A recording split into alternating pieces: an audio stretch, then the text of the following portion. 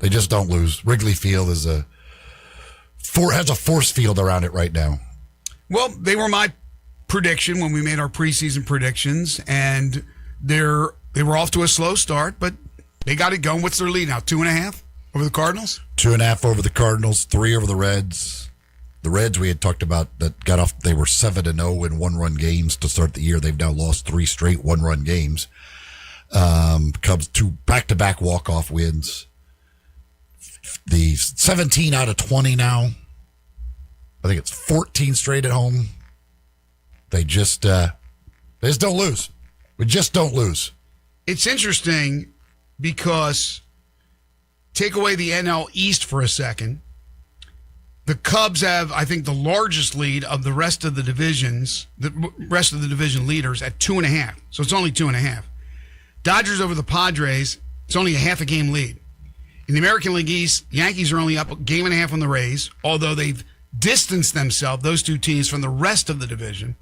American League Central is just jumbled. 1.5 game. 1.5 games separate all 5 teams. And then the A's still leading the American League West, but here come the Mariners, and the Rangers are only 2 games behind. But the NL East, you have the Braves, and we've talked about the Braves.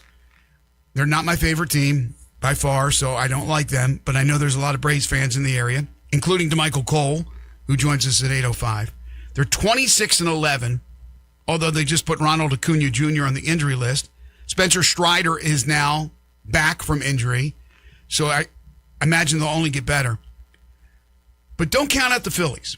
Right now, the Phillies, Nationals, and Marlins are all 9.5 out, and then the Mets are 12 out. But the Phillies were in last place for a while, or at least down there with the Mets. They're 6-1 since Mattingly took over. Do not count out the Phillies. I'm telling you. Well, they don't have to play the Cubs anymore. Good. They're in good shape. Oh, maybe in the playoffs they'll play the Cubs. If the guys can get there. It's possible. Good morning, Jay Ham. How are you today? I'm pretty good. How about you, fellas? Good. Did you have to pull out a rowboat yesterday? Oh, yeah, this morning, too, especially coming out of Whitehaven. A lot of flood. Man, that's dangerous. One time I got caught in a flooded area coming to this job because it was really, really dark.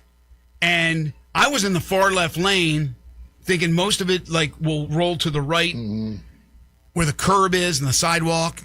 And it was the whole street was flooded. It's not far from here. It was not good. But I mean, it's completely dark out. Same scenario, especially coming up by the airport around like Sweeney. Coming up that way. Yeah, and I try to go that way because there's less traffic coming through there in the morning like that. But that one far right lane was just completely flooded and you couldn't really see it. Thankfully, it was people in front of me that I saw veering off. Right. And I just tried to use them as like a fullback. Follow the tracks. So you worked off their misery as they got flooded probably going through. But be careful out there, folks, because that rain is going to continue. So more chances of flooding throughout the day today. We got a lot to get to. Some interesting stories off the beaten path that we'll talk about as well. But we begin with the NBA playoffs. And we'll start with the Pistons and the Cavaliers. That was the first game chronologically yesterday.